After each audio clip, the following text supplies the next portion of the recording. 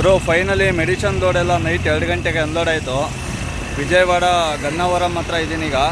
ಇಲ್ಲಿಂದ ಬೆಂಗಳೂರಿಗೆ 7.5 ton Surf powder ಬರ್ತಾವಲ್ಲ ಅದು ನೋಡ್ತಾ ಇರೋ ಇದೇ ಕಂಪ್ನಿ.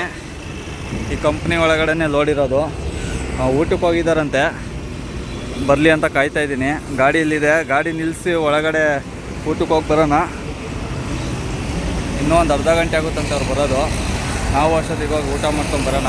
ಬಿಸಿಲಲ್ಲಿ ಕಣ್ಣು ಬಿಡೋಕ್ಕೆ ಆಯ್ತಾ ಇಲ್ಲ ಗುರು, ಆ ರೇಂಜಿಗೆ ಆಗ್ಬಿಟ್ಟಿದೆ. ಬನ್ನಿ ಒಳಗಡೆ ನಿಲ್ಲಿಸಿ ಫಸ್ಟ್ ಊಟ ಮಾಡ್ಕೊಂಡು ಬರೋಣ, ಆಮೇಲೆ ಸಿಗ್ತೀನಿ.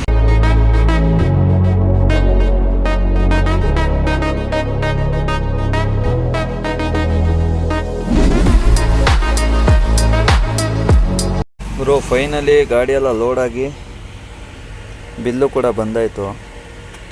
ಕೈ ನೋಡ್ತಾ ಇರ್ಬೋದು ಯಾವ ರೇಂಜಿಗೆ, ಕೈಯೆಲ್ಲ ಕಿತ್ತೋಗ್ಬಿಟ್ಟಿದೆ ಅವರು. ಹಗ್ಗ ಎಳ್ದು ಸಿಕ್ಕಾಪಟ್ಟೆ ಉರಿತಾ ಇದೆ ಕೈ. ಅಡ್ವಾನ್ಸು ಹಾಕ್ಬಿಟ್ಟಿದ್ದಾರೆ. ಇಲ್ಲೇ ಆಪೋಸಿಟೇ ಪೆಟ್ರೋಲ್ ಬಂಕ್ ಇದೆ. ಇಲ್ಲಿ ಯೂಟರ್ನ್ ಕಾಣ್ತಾ ಇದೆ ನಿಮಗೆ, ಝೂಮ್ ಮಾಡ್ತೀನಿ. ಹಾಂ ನೋಡಿ, ಯೂಟರ್ನ್ ಮಾಡಿಕೊಂಡು ಹೋಗೋಣಂತೆ. ಟೈಮ್ ಬಂದು 9 ಗಂಟೆ ಆಗಿದೆ. ಅಲ್ಲಿ ಡೀಸೆಲ್ ಹಾಕ್ಸ್ಕೊಂಡು ಒಂದು ಅರ್ಧ ಗಂಟೆ ಟೈಮ್ ವೇಸ್ಟ್ ಮಾಡ್ಕೊಂಡು ಹೋಗೋಣ, ಯಾಕಂದರೆ ನೋ ಎಂಟ್ರಿ ಬೇರೆ ಇದೆ. ಆರಾಮಾಗಿ ಪಾಸ್ ಆಗಿಬಿಡ್ಬೋದು. ಬನ್ನಿ ಫಸ್ಟ್ ಇಲ್ಲಿಂದ ಬಿಡೋಣ. ಒಂಥರ ಬಂಕ್ ನೋಡಿದ್ರು ಯಾವ ಥರ ಮಾಡ್ಕೊಂಡವ್ರೆ, ಒಳ್ಳೆ ಟೋಲ್ ಗೇಟ್ ಇದ್ದಂಗೆ ಐತೆ ಅಲ್ವಾ. ಮಧ್ಯಾಹ್ನ ಒಂದು ಪ್ರಾಬ್ಲಮ್ ಆಯಿತು, ಹೇಳ್ತೀನಿ ಹೋಗ್ತಾ ಫಸ್ಟು ಡೀಸೆಲ್ ಹಾಕ್ಸ್ಕೊಂಡು ಸಿಗ್ತೀನಿ ತಡಿ. ಸಿಟಿ ಎಲ್ಲ ದಾಟಿ ಗುಂಟೂರನ್ನು ಕ್ರಾಸ್ ಮಾಡಿ ಆಲ್ರೆಡಿ ನೋಡ್ತಾ ಇರ್ಬೋದು ಹೈವೇಲಿ ಹೋಗ್ತಾ ಇದ್ದೀವಿ. ಆವಾಗಲೇ ನಿಮ್ಗೆ ಹೇಳ್ತಾ ಇದ್ದೆ ಒಂದು ಪ್ರಾಬ್ಲಮ್ ಆಗಿತ್ತು ಅಂತ. ಏನಿಲ್ಲ, ನಾನು ರಾತ್ರಿ ನರ್ಸಪೇಟ ಅನ್ಲೋಡ್ ಮಾಡಿಕೊಂಡು ಸೀದಾ ಗುಂಟೂರು ಟೋಲ್ ನಿಯರ್ ಇನ್ನೊಂದು 10 ಕಿಲೋಮೀಟ್ರ್ ಹಿಂದೆನೇ ಹಾಕ್ಕೊಂಡು ಮನೆಕೊಂಬಿಟ್ಟಿದ್ದೆ. ಬೆಳಗ್ಗೆ ಮನೆಯವ್ರಿಗೆ ಫೋನ್ ಮಾಡಿ ಹೇಳಿದ್ದೆ, ಈ ಥರ ಡೀಸೆಲ್ಗೆ ದುಡ್ಡಿಲ್ಲ, ಹಿಂಗೆ ಆಗೋಗಿದೆ, ಸ್ವಲ್ಪ ಅಮೌಂಟ್ ಹಾಕಿ ಅಂತ. ಅವ್ರು ಸರಿ ಹಾಕ್ತೀನಿ, ಬಂಕ್ ಹತ್ರ ಫೋನ್ ಮಾಡು ಅಂತ ಹೇಳಿದ್ರು. ನಾನು ಸರಿ ಅಂದ್ಬಿಟ್ಟು ಬಂಕ್ ಹುಡಿಕೊಂಡು ಹೋದೆ. ಯಾವುದೂ ಸಿಗಲೇ ಇಲ್ಲ ಗುರು, ಎಲ್ಲ ಹಿಂದೆನೇ ಹೊಲ್ಟೋಗ್ಬಿಟ್ಟು ಪೆಟ್ರೋಲ್ ಬಂಕು. ನಾನು ಮುಂದೆ ಸಿಗುತ್ತೆ ಅಂತ ಹೋದೆ. ಕರೆಕ್ಟಾಗಿ ಟೋಲ್ ಪ್ಲಾಜಾದಿಂದ ಒಂದು 50-100 ಮೀಟ್ರ್ ಹಿಂದೆನೇ ಆಫ್ ಆಗೋಯ್ತು ಗಾಡಿ ರನ್ನಿಂಗಲ್ಲೇ. ಸರಿ ಆಯಿತು ಅಂದ್ಬಿಟ್ಟು ಇಂಡಿಕೇಟ್ರ್ ಹಾಕಿ ಸೈಡಿಗೆ ಎಳ್ದು ನಿಲ್ಲಿಸ್ಬಿಟ್ಟು ಅಲ್ಲಿ ಹೋಗಿ ಟೋಲ್ನವರೆಲ್ಲ ವಿಚಾರಿಸ್ದೆ. ಅವ್ರು ಹೇಳ್ತವ್ರೆ, ನೋಡಪ್ಪ ಮುಂದಕ್ಕೆ ಹೋದರೆ 7 ಕಿಲೋಮೀಟ್ರು ಈ ಕಡೆ ವಿಜಯವಾಡದ ಕಡೆ, ಹಿಂದೆ ಹೋಗ್ತೀನಿ ಅಂದರೆ ನಿನಗೆ ಅದೇ ಹೆಂಗೆ ಹೋಗ್ತೀನಿ ಅಂದರು 8-9 ಕಿಲೋಮೀಟ್ರು ಆಗುತ್ತೆ ಅಂತ ಹೇಳಿದ್ರು.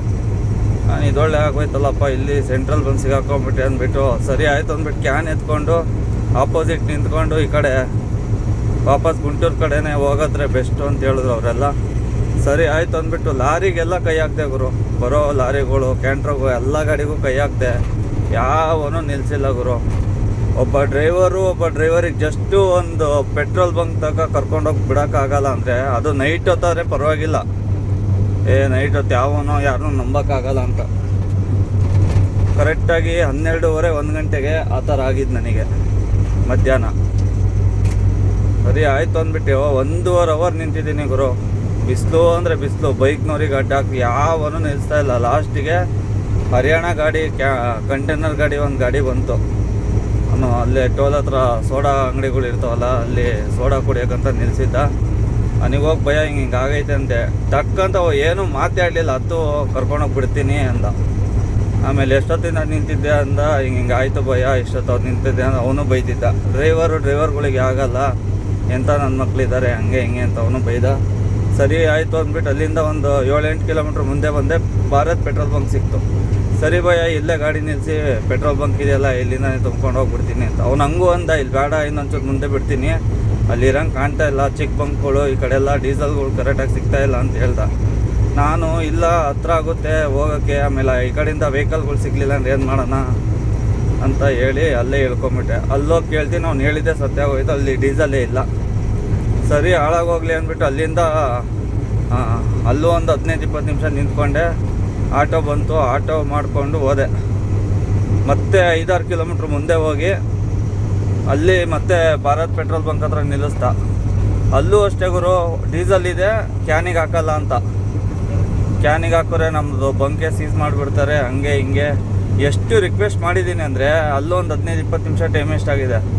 ಹಿಂಗೆ ಆಗೋಗಿದೆ. ಕರ್ನಾಟಕ ಗಾಡಿ ಹಿಂಗೆ ಟೋಲ್ ಹತ್ರ ಗಾಡಿ ನಿಂತೋಗ್ಬಿಟ್ಟಿದೆ.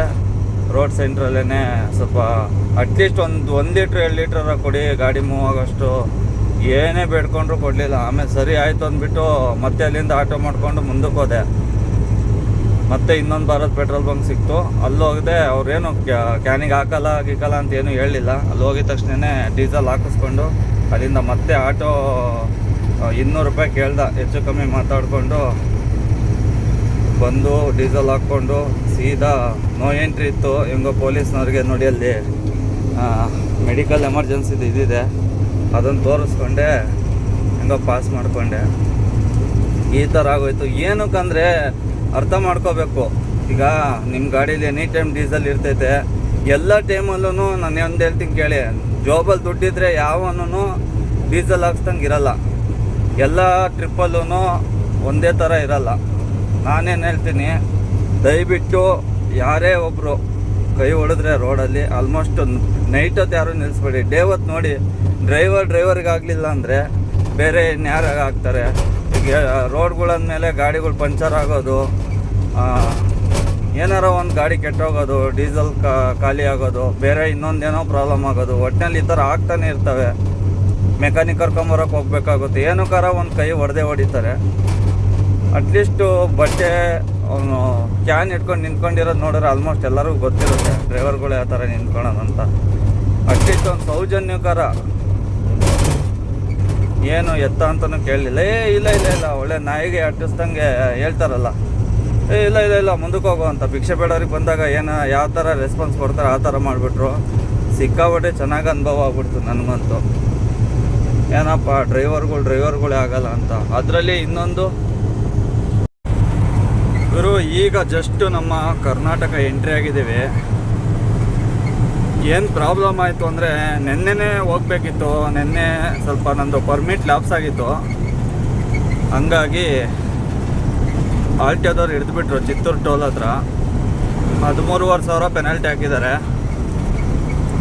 ರಿಸಿಪ್ಟು ಈ ವಿಡಿಯೋ ಕೊನೆಯಲ್ಲಿ ನಿಮಗೆ ಸ್ಕ್ರೀನ್ಶಾಟ್ ಹಾಕ್ತೀನಿ, ನೋಡೋರಂತೆ. ಈಗ ಪಟಾಪಟ್ ಅಂತ ಹೋಗ್ಬಿಡೋಣ ಬೆಂಗಳೂರಿಗೆ.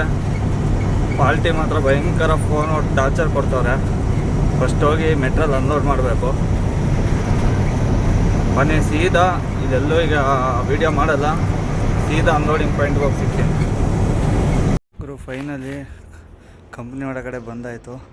ಸಿಕ್ಕಾಪಟ್ಟೆ ತೊಂದರೆ ಆಗ್ಬಿಟ್ಟೈತೆ. ನಿಮಗೆ ಮನೆಗೆ ಹೋಗ್ಬಿಟ್ಟು ಹೇಳ್ತೀನಿ. ಸೋಮವಾರ ಅಂತ ಅನ್ಲೋಡು ನೋಡ್ತಾ ಇರ್ಬೋದು. ಗಾಡಿಯಲ್ಲಿ ನಿಲ್ಲಿಸಿದ್ದೀನಿ. ಇದು ಇನ್ನೂ 4-5 ಗಾಡಿ ಆದಮೇಲೆ ಆಗುತ್ತೆ. ಇವತ್ತು ಆಲ್ರೆಡಿ 5:15 ಆಗೋಗಿದೆ. ಇನ್ನೊಂದು ಅರ್ಧ ಗಂಟೆಲಿ ಕಂಪ್ನಿ ಕ್ಲೋಸು. ಅದಕ್ಕೆ ನಾಳೆ ರಜಾ. ನಾಡಿದ್ದೆ ಇನ್ನೇನಿದ್ರು ಟಾರ್ಪಲ್ಲೆಲ್ಲ ಓಕೆ ಇದೆ. ಸೆಕ್ಯೂರಿಟಿಗೆ ಹೇಳಿದ್ದೀನಿ. ಬನ್ನಿ ಮನೆಗೆ ಹೋಗಿ ಸಪ್ರೇಟಾಗಿ ವಿಡಿಯೋ ಮಾಡ್ತೀನಿ.